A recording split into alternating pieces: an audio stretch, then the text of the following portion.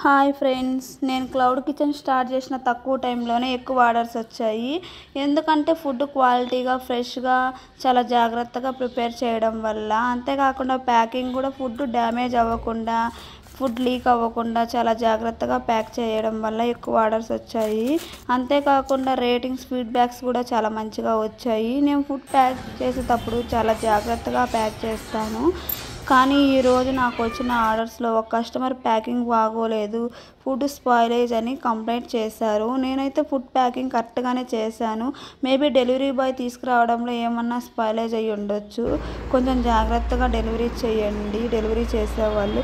అంతేకాకుండా ప్యాక్ చేసేవాళ్ళు కూడా ఫుడ్ డ్యామేజ్ అవ్వకుండా చాలా జాగ్రత్తగా ప్యాక్ చేయండి. ఎందుకంటే మన వల్ల కస్టమర్స్ ఇబ్బంది పడకూడదు.